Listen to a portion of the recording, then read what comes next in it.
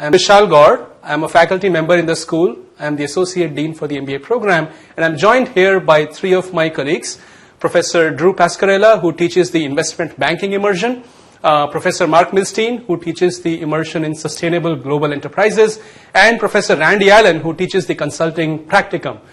So altogether, we will take about 10 minutes each to tell you a little bit about these immersion program, and then we will take questions from you in the remaining time. So immersions are a Johnson innovation that happened about 15 or 20 years back, and the goal of immersions is to prepare our students for success in their internships, to make sure that they hit the ground running when they start their immersions for their internships, and they know what to expect during the internship. And immersion has a few important components. So one is that it's a hands-on experience where you do not just coursework, but also a lot of field work that's often done in companies, guided by their practitioners, their experts, guided by second-year students and by alumni. So immersions are coached by business practitioners, and you work in actual business conditions. So it's like an internship before an internship. And one of the key things that happens in an immersion is that a student has to select a function and a career path. So, for example, you could be going into a consulting career path by taking an immersion in corporate finance, or taking the immersion in sustainable global enterprises, or the immersion in marketing or operations. So you could be going into a specific company, say Amazon or Microsoft or P&G, but to go into that company, you could be joining their corporate finance division, you could be joining their digital marketing division, or you could be joining their supply chain division or their strategy division. So depending on what function you want to choose and which career path you want to choose, industry or firm, you can choose the type of immersion that you want to take. So on the next slide, I'll tell you a little bit about how immersions are designed. So an immersion has three components. One is the academic curriculum, which includes a practicum course which is required for the immersion, and it's taught by a Johnson faculty member. Then, besides this academic curriculum, there are several alumni and industry faculty who come and lecture on various topics that are current events in their industries in that immersion. So there's learning from practitioners taking place during the immersion. And a third piece is that in most immersions, you would do either corporate treks or corporate projects, which are done in partnership with companies, with second-year students serving as mentors for you during the immersion. So there are three components to the immersion: the academic curriculum, learning from practitioners, and doing a corporate project or treks. And all of these things are made possible because of the cohesive community at Johnson, where faculty, alumni, second-year students, and long-standing relationships with companies come together to make the entire immersion possible. Okay. So I'll give you a few examples about how immersions run on the next couple of slides. So we have immersions in various different areas. There is one immersion in marketing, one in operations called the semester in strategic operations, one in digital technology, which is done jointly with the School of Computer and Information Sciences at Cornell, one of the topmost rated schools in its area. Then there is one immersion in sustainable global enterprises, which you'll hear about in just a few moments. And then there are three immersions in finance targeted at different career paths. There is one on investment banking, about which you'll hear in a few moments, one in corporate finance, and one in capital markets and asset management. Now, in many of these immersions, if you want to go into a consulting or a general management track, you can take a management cases course. So that exists as an option in many of these immersions. And then there are some students for whom none of these immersions are fit for their career paths. So, for example, we have students who want to go into real estate, or who want to go into hospitality or healthcare management, and these students will often take a customized program where they will pick from a bunch of elective courses available at Johnson and combine them with elective courses from our sister schools in Cornell, such as in the hotel school or in the Dyson school or in engineering. Okay? So, for example, our students who want to go into energy industry will sometimes take courses in engineering, in civil engineering or energy or environmental engineering. So this is the spectrum of immersions that are offered to our students. Students pick their immersion during the fall semester, but during the fall they are taking their core courses. So then in spring they will take one or the other immersion depending on their career path. So I'll give you a few examples. So one immersion is on digital technology. So the typical flow chart of things that happen in this immersion during the spring semester looks like this. You will take a course in SQL and Tableau and R programming. Then you take a course in advanced analytics. Then you are in a cross-disciplinary practicum, which is co-taught by a business school faculty and an information science faculty to a mixed classroom of MBA students and information science students. Okay? And during this practicum, you will have industry lectures, you will have corporate projects, and you will have treks. And then you choose from a bunch of different electives in data products, digital marketing, management cases, and many others, depending on what career path you want to take after the digital technology immersion. Okay. Second example is semester in strategic operations, SSO, which goes pretty much the same way. There is an operations core course, a practicum, several electives, and then factory visits and treks. So at the end of the semester, you have seen many different operations, and you won't be caught by a surprise when you go for your internship and come across a completely new business model for a firm. Okay. One of the highlights of this immersion is a 1-week-long Kaizen event where you go to a manufacturing facility and work with their executives and workers to do quality management improvements at their site. The third example is marketing immersion, which again follows a similar path consisting of a practicum, a marketing research course, a data products and digital marketing course, and corporate projects and treks. Now, year after year, our students tell us how immersions are helpful to make them succeed in their internships. And students write back to faculty with remarks about the feedback and about things that they have learned in their internships. So this slide shows a few such examples. I'll read out a couple of them. So one student wrote to a faculty member, "We just want to let you know we went 4 for 4 for offers this summer. I can honestly say we were among the top banking associates in terms of preparedness." Another student writes, "I've used Tableau just about every day here at Amazon to visualize graphic data sets, and this has single-handedly differentiated me from everyone else on my team." Another one wrote, "After this summer, it was evident to me how well prepared we are for internships and how much practical knowledge we gained throughout the year." So I hope this gives you some overview of how the immersion curriculum is structured at Cornell. And with this, I'll pass over to my colleague, Professor Drew Pascarella, who will tell you about the investment banking immersion. Over to you, Drew. Thank you very much. Thank you, Dean Gore.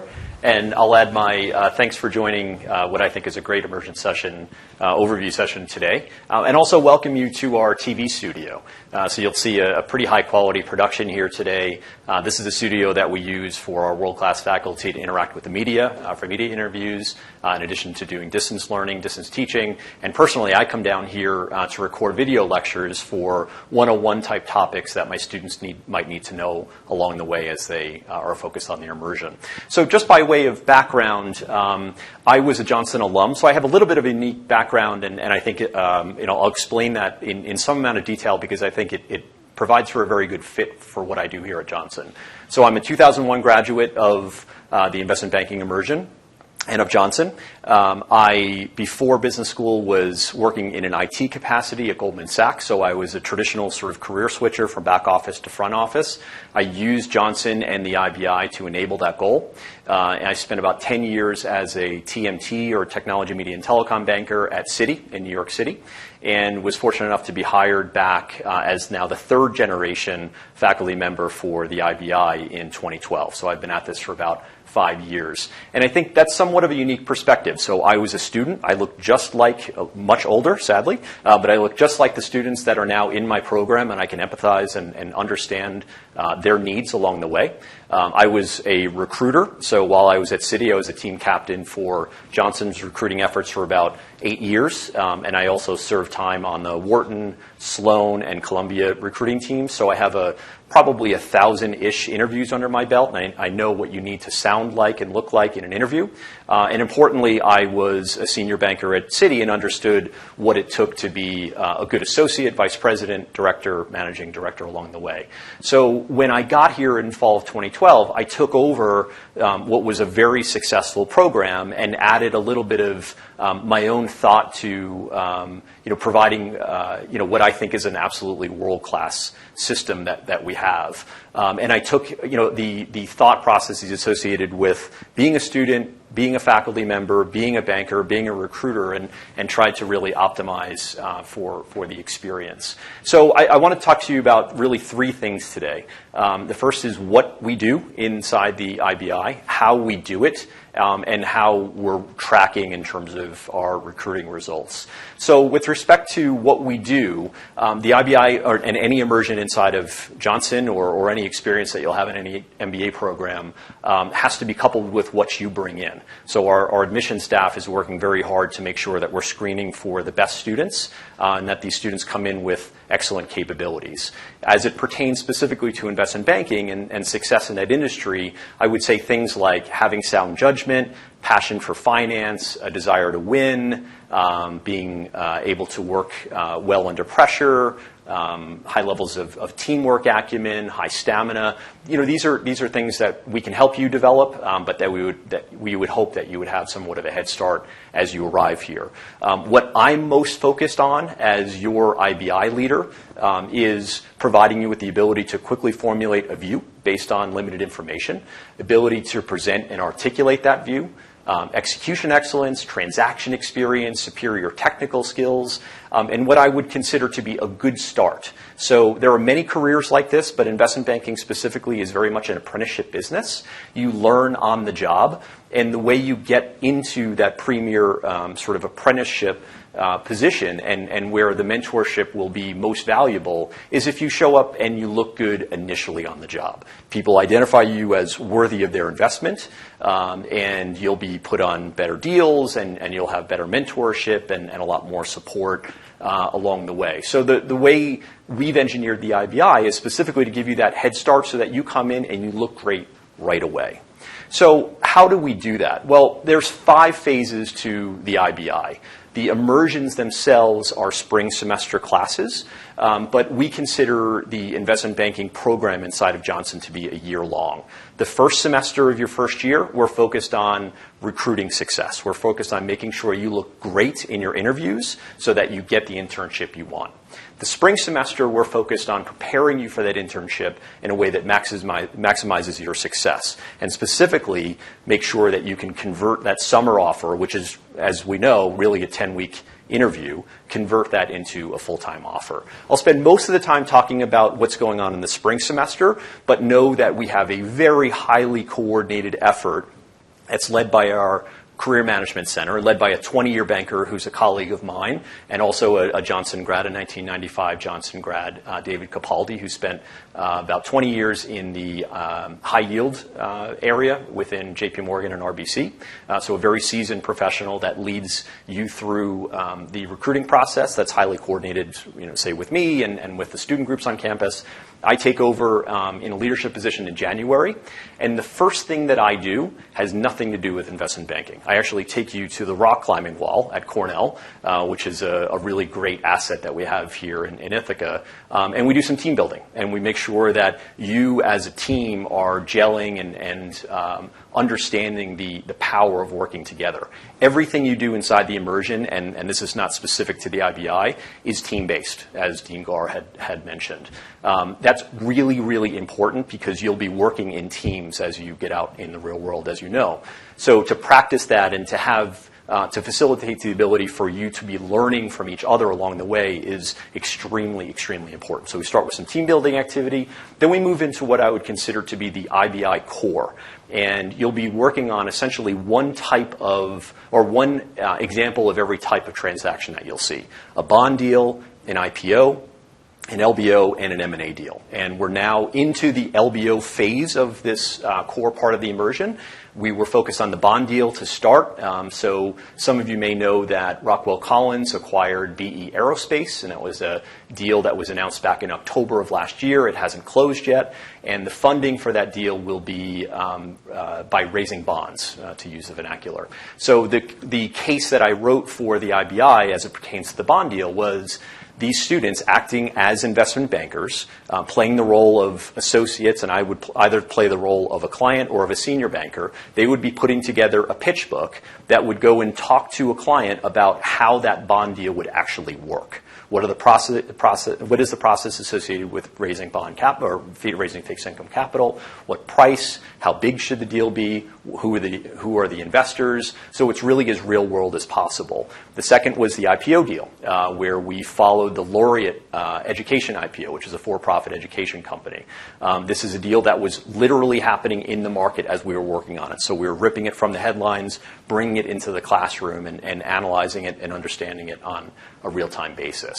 As I said, the students now are in the the LBO module, and I chose a company by the name of Tudor Perini. They're a large cap construction company based in the U.S. They do large capital projects for the folks that live in New York City. You may know that there's a tunnel being built between Grand Central Station and the Long Island Railroad.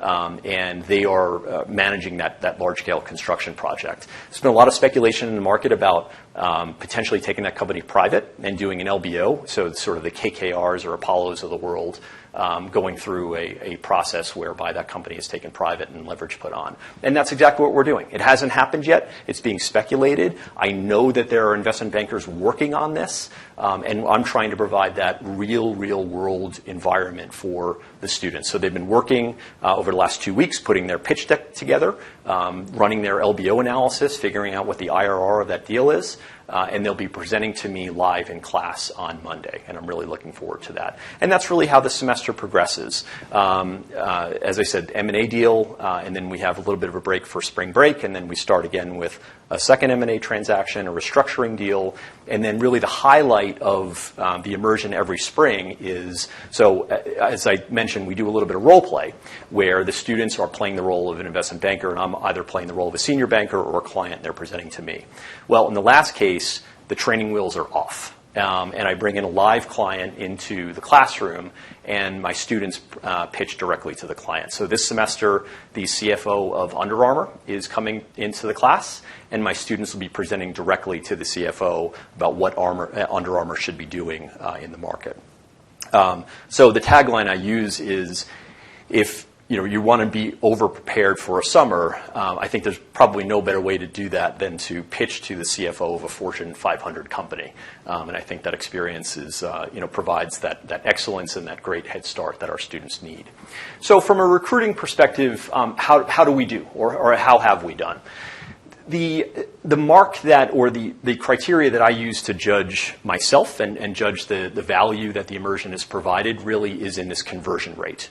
It's in the rate that, it's the number of, or the percentage of offers that are converted to full-time.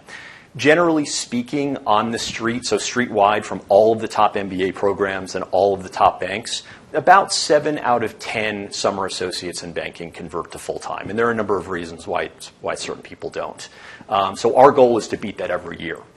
Over the 5 years that I've been running this program, our conversion ratio has been 85% on average. And very impressively, last year, the conversion ratio for overall street was about 50%, so it ducked down from 70 down to 50 for an anomaly reason that I can get into in Q&A if anyone's interested.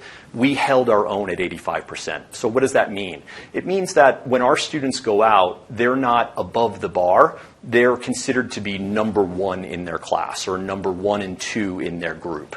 And that's really what we shoot for. We are over-preparing our students so that they get that great start and they have the excellence required to be outstanding investment bankers. And to me, as an alum of the school and a current faculty member, great representatives of Johnson and of our brand. We take that very seriously, and we think our students do a phenomenal job of representing us well once they get out for the summer and once they graduate. So on that note, I will turn it over to our next immersion leader, my colleague, Professor Mark Milstein. Thank you. Thanks, Drew. Hey, good afternoon. I am Mark Milstein. I lead the SGE, or Sustainable Global Enterprise Immersion. Not everybody knows what is meant by the term Sustainable Global Enterprise, so let's talk about that for a minute and give you a sense of what this immersion is. Really, the central question that we're looking at for the semester is what's the distinct role that business or the private sector can play in addressing the world's most pressing social and environmental problems. Now, what's interesting about that question is we're not talking about it from a philanthropic standpoint. We're not talking about it from an aid standpoint. We're really talking about it from a profit-making standpoint. And so the intellectual and practical core of what the SGE Immersion is about starts with this notion of sustainable development, big, core, sticky problems that the world is facing, things like climate change, ecosystem degradation, poverty. What's business's role in solving those problems? Why would business be motivated to actually address those problems? And really, when you look at companies, there's three ways that companies tend to approach these issues. One is they look at it from what we'll call an environmental management perspective, looking at the issues from a compliance or a pollution prevention or a risk management perspective. And this is really driven by the desire of companies to save costs. The second way is where companies are looking at it from a philanthropic or community relations or a corporate social responsibility reporting perspective. And there, that corporate social responsibility perspective is really fundamentally about maintaining relationships, both with communities and government and with their own employees. What we're focused on is something a little different. We're focused on sustainable enterprise. So we're looking at these problems as the basis for entrepreneurship and innovation, looking at sustainability as a way to create new revenue opportunities. So that means new products and new services that can address poverty and climate change and ecosystem degradation. So throughout the immersion, this is what we're always trying to strive towards, is working with companies to come up with solutions that have a revenue-oriented basis to them. So the way the immersion, some of the basics about the immersion, we were established in 2006. So we're going, right now we have our 13th cohort going through the program. Students work in multidisciplinary teams, and by that I mean 75% of the class is MBAs. The other 25% of the class are made up of non-Johnson Cornell graduate students from other programs around campus. And this allows you to work with people with different disciplinary backgrounds, different perspectives. The program includes an opportunity to go to New York and to Washington to talk to practitioners in the public, the private, and the nonprofit areas and look at the work that they're doing around sustainability, particularly as it relates to business. And then the immersion itself is customizable because everybody's interests in sustainability are a little bit different. Some are more interested in energy issues, some are more interested in economic development issues. And so, as Vishal was talking about a little bit earlier, within the immersion, you've got a chance to add electives into the immersion while you're taking it that allow you to focus on content areas that's particularly interesting to you. Now, the program's track record is quite good. I think I said it was a 13th year. We've had 12 years now of the immersion. In that time, we've had 89 different sponsors of projects. They've sponsored 120 projects, so there's a certain percentage of sponsors that come back in multiple years. And then over time, we've been able to rapidly scale up a very strong, cohesive alumni network. And this is really important, not just for getting an internship and a full-time opportunity, but for networking beyond your years here at Johnson. The projects that students work on can touch on any one of a number of content areas, everything from agriculture to hospitality to water issues to transportation, and they cover any functional area. So it can be brand management projects, there are finance projects, there are marketing projects, some are general management consulting projects, others have to do with operations. Each year it changes slightly. The SGE immersion experience really is made up of two components. One is the discipline-based technical skills that everybody will learn and develop in the core. You'll get different tools and frameworks through your core classes.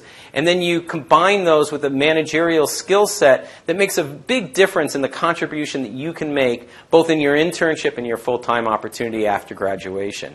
And so these are developing skills like critical decision making, your leadership potential, your ability to deal with innovation and entrepreneurship and technology management. And all of this is intended to make you a much stronger general manager throughout your career. That's really what the SG Immersion is built upon.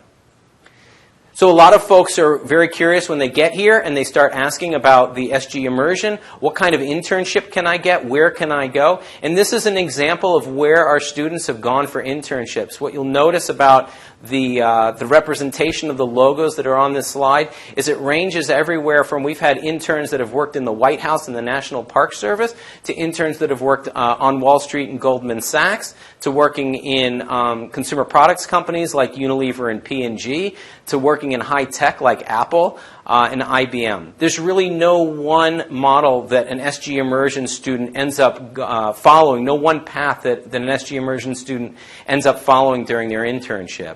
And more importantly, the same thing can be said about full-time employment.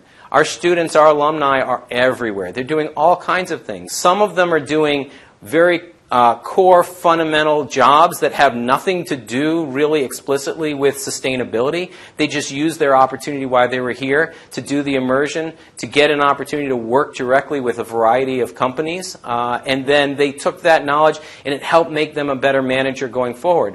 Other students are working directly in the sustainability space. They're working in clean energy. They're working on economic development. And so the SG Immersion is an opportunity to really explore a very important set of issues, but then be able to express that from an employment perspective in any way that you would want to. Students often ask, why bother to do the SG Immersion? And so these are a few of the reasons. One is it's what Johnson is actually known for. It's got we have a distinctive competence in this area. We're one of the top programs in sustainability. We have a very unique perspective that we try to focus in on in terms of that revenue generation component. And it's a chance to work with leading faculty and staff in this area and to tap into an alumni base that is very supportive. It covers the issues that are going to be relevant in your careers and lifetime, not just from a business standpoint, but that transcend the business community, but for which the business community have a really important role to play. It will challenge you intellectually and practically. The projects that students work on are really difficult. They're ambiguous. They're strategic. They're open-ended. There's no one set rule. There's no one set of answers that a team has to work towards. You're going to be given a very broad project, and you're going to be looked to for a competent answer. It gives you something to talk about. Some students come from non-traditional backgrounds, and they're very worried about how they're going to be able to get an internship that they want, how employers will see them as being relevant to business, and the fact that you're able to work on a project with a real company gives you an opportunity to project that out to future employers. That helps bolster your resume and give you more options going forward. It gives you an incredible cohort and alumni network. It's one of the tightest knit cohorts that exists within Johnson, and it exists across time, so that whether a student graduated from the first immersion cohort in 2007 or they're graduating this year, the fact that you're going through that same process that they went through will give you a bond that is very strong, and they're very responsive to that. And lastly, it allows you to structure your experience here to enable you to maintain your individuality. You may be interested in, like I said, different aspects of sustainability, but this gives you a common foundation for understanding what business's role in addressing very difficult problems can be, and then gives you the tools to move forward and to be able to do that effectively. So with that, I'm going to turn the mic over to my colleague, Professor Randy Allen. Thank you, Mark. Thank you. And I'm going to tell you that I have the most minimal slides possible, and that's not normal for a lot of consultants. But what I really want to talk to you about is the consulting immersion, or something we sometimes call the consulting focus. And the good news is this integrates and overlaps with almost all of our other immersions. And so you can almost think like you're getting the benefit 2 for 1. That's pretty good. So when we talk about it, there's a standard course in the spring that's the core of this immersion. It's called management cases.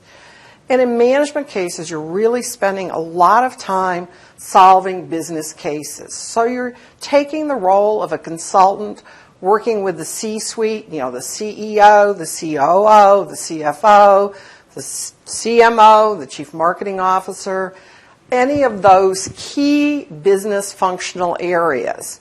And you learn, how do you solve this business problem for a variety of different business in different industries, different types of problems.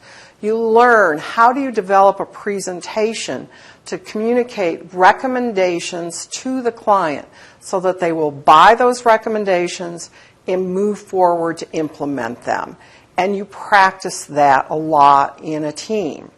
You also have a group of guest speakers that are partners in the major consulting firms, both the big firms and some of the boutique firms, that talk to you about the industry, talk to you about the challenges you're going to face as a consultant, that allow you to really get a good understanding of the profession and what do they expect of you in an internship. All of this is designed to say, when you go into that internship, you're comfortable and ready to start working. You're going to pull in the skills you learned in the core. You're going to pull in the skills you learned in the immersion you're doing. That's going to give you some additional functional knowledge and an understanding of a particular business area.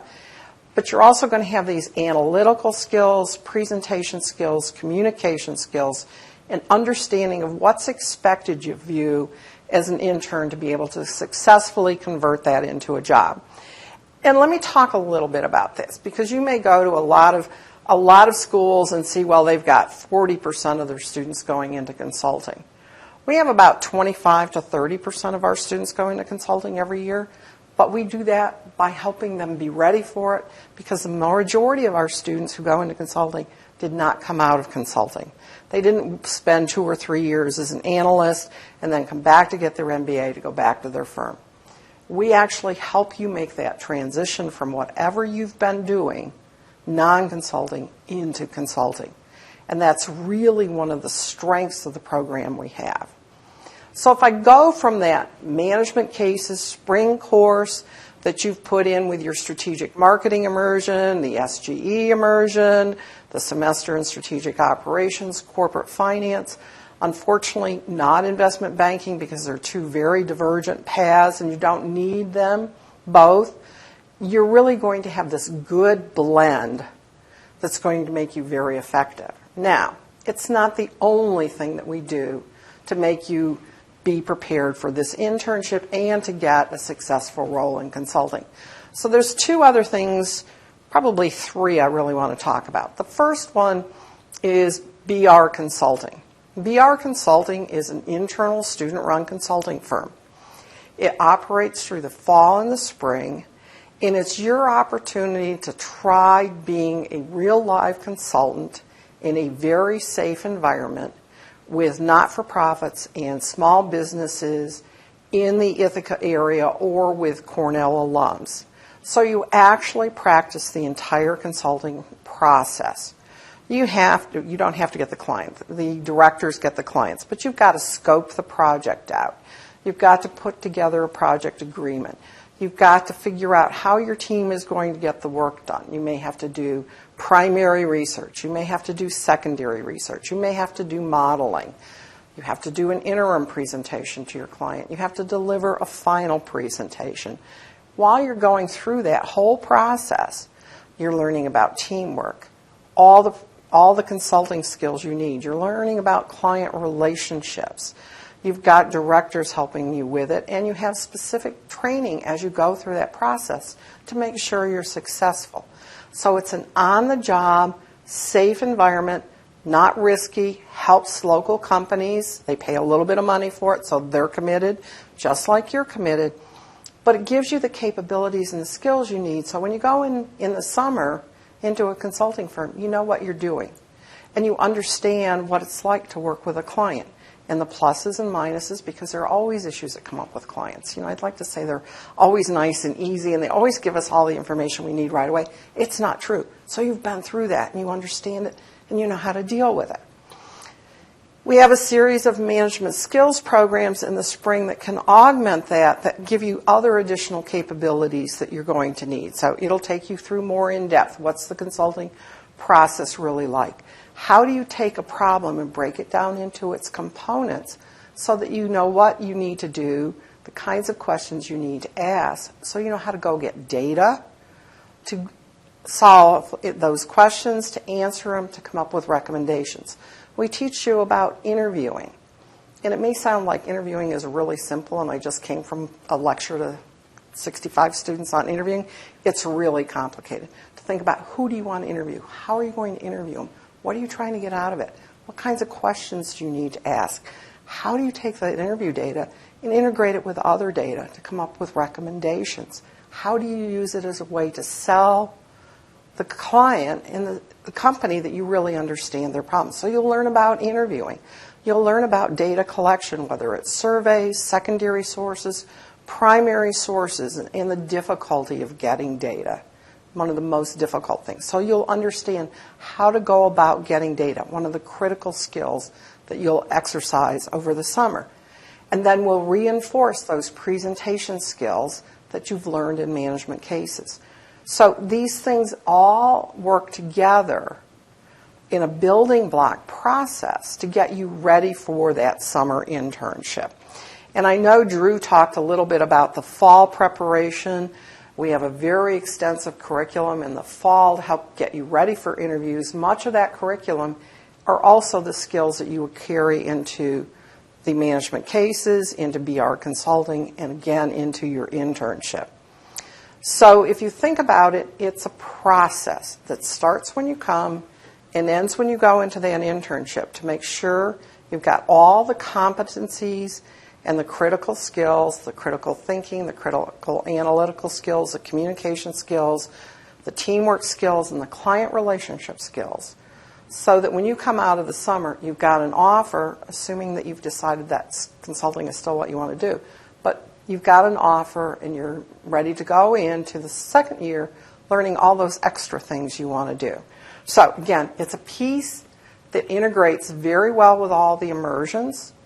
It builds that capability that you need so that when you come out of the summer, you're converting your job. And our conversion rate is extremely high. It's probably 95% or better. And most years it's 100%.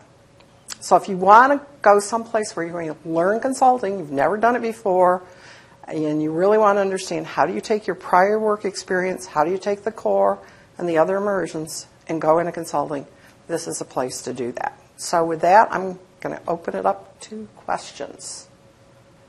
And we're going to join you. And you're going to join me? Yeah, all four of us are going to fit in So here. I go to the next Q&A. I have a question. Can I be in the SGE immersion and the Consulting? consulting focus? Yes. I'm sold.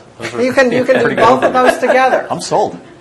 You trying to can't do figure this out. IBI in consulting, though. Take a year off and go be in your That's classes. actually a question if Mark or Randy you want to take it, but it's a student coming in is interested in consulting in the energy sector and interested if they could do the SGE consulting, which would be better, or if they could combine them into both. So the question is, if they're interested in energy and they're coming in, can they do the SGE immersion or a consulting, or they can do both? And the answer is they can do both. It's designed to allow you to do both. Yeah, I'll add to that, which is good. I'd say about 40% of the class these days is really interested in the energy sector. So not only can you do both at the same time, but you're able to do it with a group of people that have similar interests. This ends up being really important in terms of having a support network, a number of projects in the immersion this year. We're currently doing 10 projects. I think 4 or 5 of them are related to the energy area. So it gives folks that are interested in this area really great hands-on experience. And I would add to that doing any one of the immersions where you've got a project allows you to take the skills that you've been learning along the way in management cases and applying them again to a real live business problem, which strengthens your ability to be successful in the summer. Mark, actually, can you add to that and speak to what type of careers people go into from the SGE immersion? Yeah, they go everywhere. So we've got alumni that are on Wall Street. We've got alumni that are in I think every major consulting firm. We've got alumni that are in all the major CPG companies doing brand management. We've got a lot of alumni that are now doing brand management or consulting in smaller boutique firms because they've been out for a while. They worked in one of the major companies, and then they decided to make a career switch and drill down even deeper into area of expertise that they really enjoy. We've got a number of alumni now that are on the West Coast doing a lot of high-tech work and product management work. So they really go everywhere. Yeah, yeah. And this is a point that I think cannot be emphasized enough, that if one wants to go into a consulting track, they can go there from sustainability immersion or from the operations immersion, the marketing immersion, digital technology, or corporate finance. Depending on what function you want to specialize in, absolutely. You can combine that function with your career focus on consulting and take management cases and the other coursework on top of it to go into that career path. And really, IBI and consulting are the only two things that don't match for a very good reason, and everything else. They spend a lot of time together in the bars. That's how they interact. Yeah, that's how we interact. Can you each speak to about the average size of your immersions? Shall I take that first? Sure. Yeah. Go ahead. So the immersions are Repeat pretty the much... question. Yeah, I have to repeat the question. Yeah, the question is, what is the size of each immersion? And because some of the immersions are not represented here, I'll just start off that it's about the same across immersions. We have a good breadth of students who take different career paths. So the number of students in an immersion varies typically between 30 to 50 students. So so marketing immersion, for example, this year has 40. The operations immersion has about 40 as well, and investment banking has 50, and so on. And then some immersions also get students that are from outside the Johnson MBA program. So digital technology will have about 1/3 of the class that is coming from information sciences. So these are master's students in information sciences coming from engineering. Or sustainability gets students from other parts of Cornell as well, and so does the operations immersion. And if I think about the consulting immersion, we probably have about 100 students in management cases, maybe even slightly more than that, because you'll find some people that aren't interested in consulting also find that management cases gives them some good capabilities going into other roles, including things like IBI if they want to do presentations. Yeah, we have, in the SG immersion this year, we have 30 Johnson students and 10 non-Johnson students. So we have 40, which is actually the target number we look to. We've been over that in past years, but 40 is a great size in terms of number of projects and the ability to actually spend time with each team to mentor them through the process. Drew, can you answer if any specific skill sets in the financial industry are helpful in the investment banking immersion? If so, what they would be? Sure. So are there specific skill sets in the financial services industry that are helpful coming into a career in investment banking? There certainly are, and I can point those out. I think maybe I'll start in answering that question by sort of talking about the theory of how we design the program.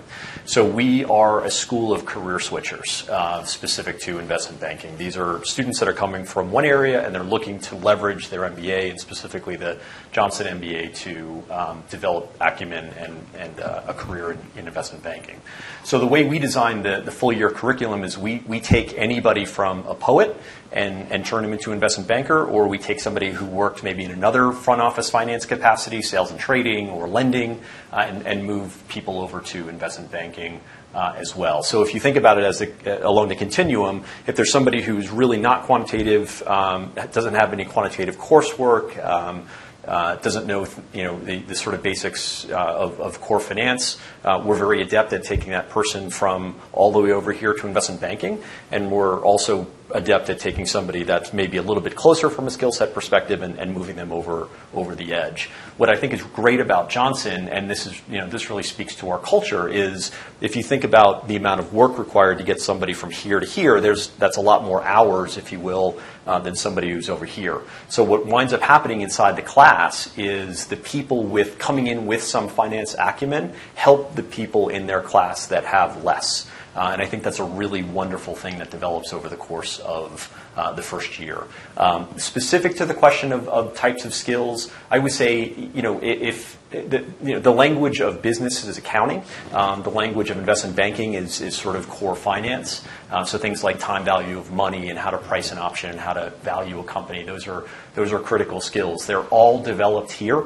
We have absolutely world-class accounting faculty, absolutely world-class finance academic faculty that develop those skills for you in the first semester. My job in the second semester, along with the academic faculty that teach our academic courses inside the IBI, is really to be that wrapper on top of your academic courses to bridge the gap between the theory and what you need to know in investment banking. And that's really how I define my role. So wherever your skill set is, we work to develop into something that looks world-class by the time you leave your internship.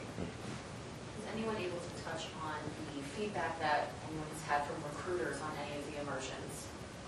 So the feedback on the immersions, I can say that the feedback we've been getting from recruiters this year in consulting, both for full-time and for internships, has been extremely positive. I mean, it's some of the best feedback we've ever gotten in terms of the students' ability to tackle a problem, understand how to break it apart, put it back together, develop recommendations, and communicate those recommendations, as well as understanding the softer skills of leadership and teamwork. So it's something we work on continuous improvement all the time. But this year, normally every year, there's something we don't do quite as well as we should. And this year, the feedback has been extremely positive across the board on all the aspects that they're looking for.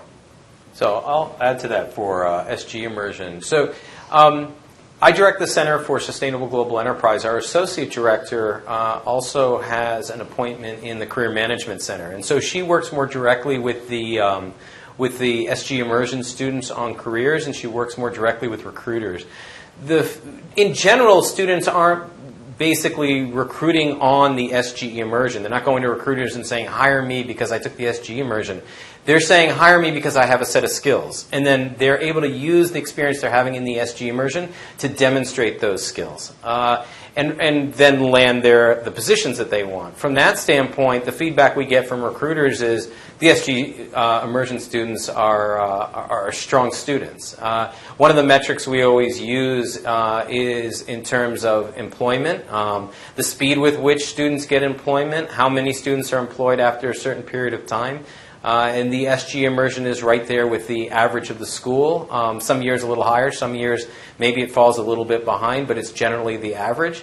And then same thing from the standpoint of looking at another metric is the starting salaries that students get. And there we see SG Immersion students getting higher salaries during summer employment, sometimes higher salaries in full-time employment. It's not I don't think the immersion that anyone chooses is a hindrance to what they can do from an employment perspective.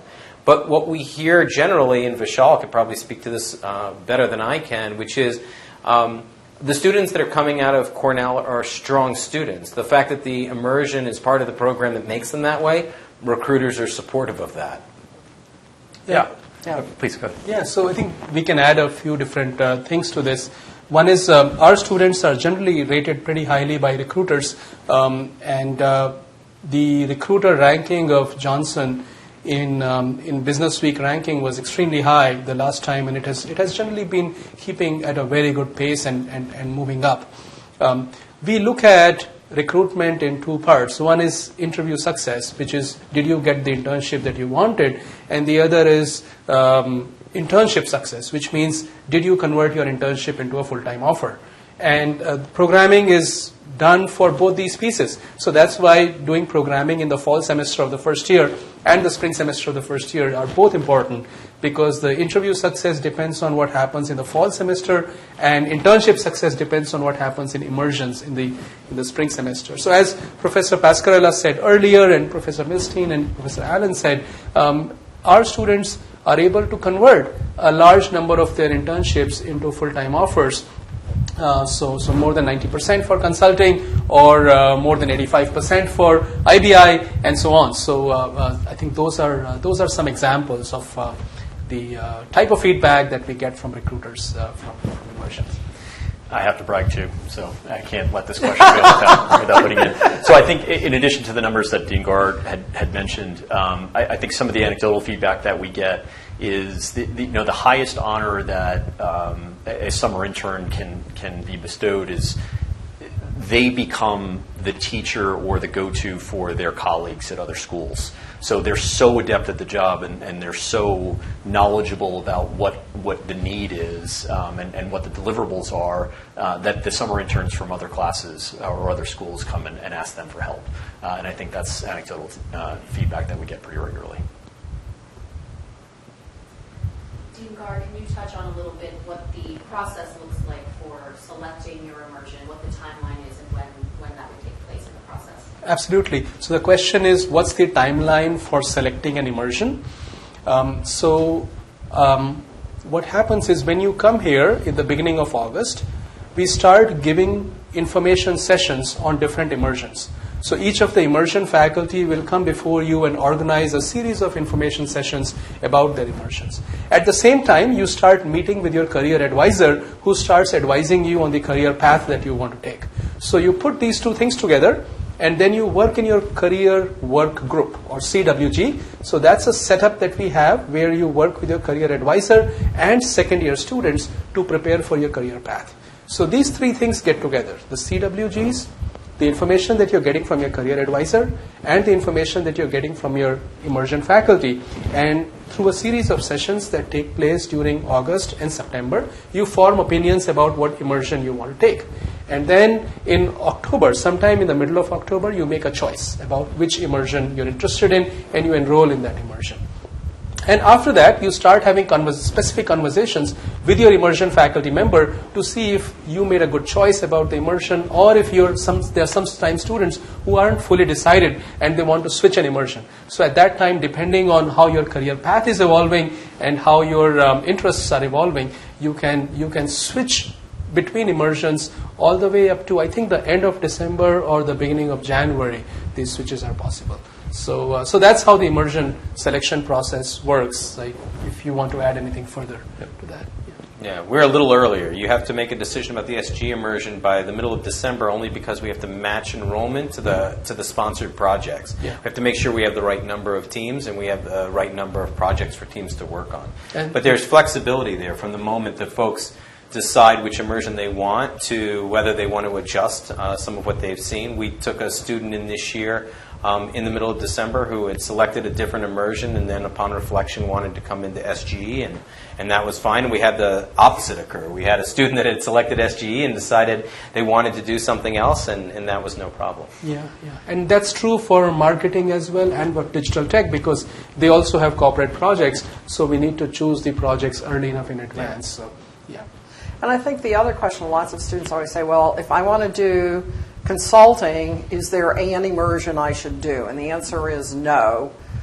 Generally, we recommend that you take an immersion that's going to round your skill set out so that you broaden your capabilities going into consulting. You already touched on something that was a great point. There's a question surrounding how much wiggle room there is for students when they do select an immersion, maybe in the fall, and then realize in the spring that they want to transition to something else. What's the wiggle room like for someone like that? Mm-hmm. The question is, what's the wiggle room if you have selected an immersion in the fall and you want to make a switch in the spring semester? So typically, once the beginning of January is passed, you cannot change your immersion. So there are plenty of opportunities to decide what immersion you want to take all through from August all the way to the middle of December or so. And after that, you have to decide what immersion you want to take.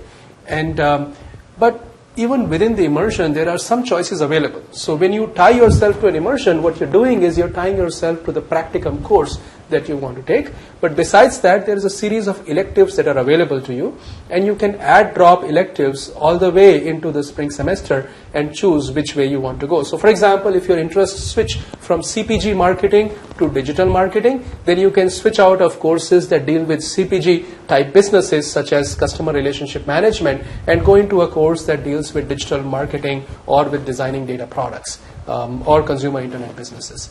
So the choice after the spring semester is more focused on elective courses, whereas the choice in the fall is focused on the immersions. And I think this is consistent with how the market also goes.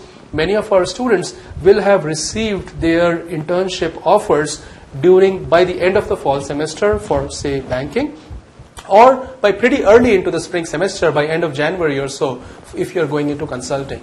So more than, I think almost half of the students start getting tied down into their internship offers by that time. So your path is set and you know where you're going, and at that point, the decision about whether to switch an immersion or not typically does not arise. We don't see those cases coming up. Yeah, can I add to that? I mean, just the experience that we've had with students. I don't think we've had students wanting to move immersions in the middle of the spring semester.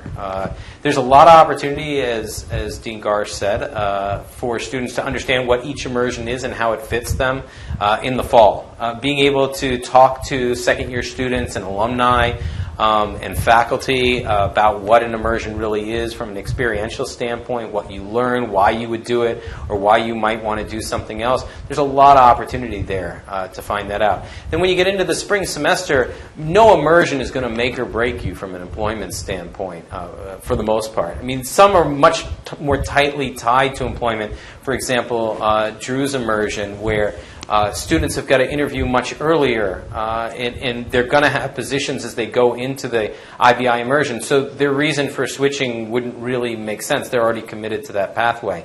Students in the SG immersion, for example, some of them are going to be interested in consulting. Some of them will go through the entire consulting process in the fall. They'll be taking management cases in the spring. They'll do the internship interviews. And for one reason or another, they don't end up with a consulting internship. And so that requires them to rethink what exactly do they want to do as a next step, because they might have an opportunity to go for a consulting position for full-time opportunity in the second year. And so the immersion you're in actually gives you the opportunity to talk with faculty and to talk to folks that are in a similar situation to yourself to figure out what the right pathway is to get to the next step that you want to get to.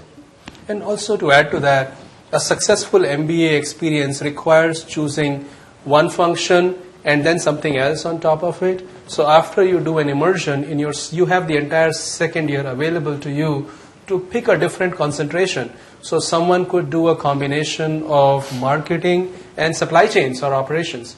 Someone else could do a combination of marketing and corporate finance.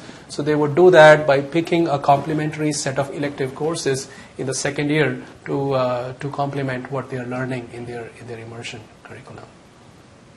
Do any of the immersion faculty interact with any of these student-led clubs, and if so, in what capacity?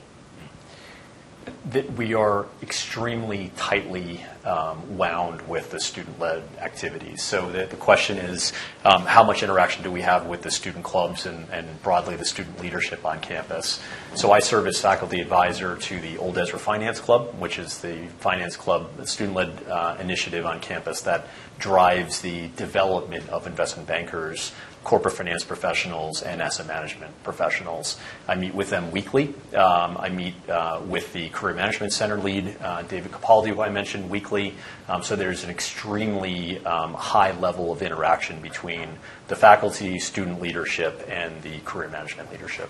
And it's the same thing for consulting for me, and I'm also the faculty member for BR Consulting. So. Mm-hmm.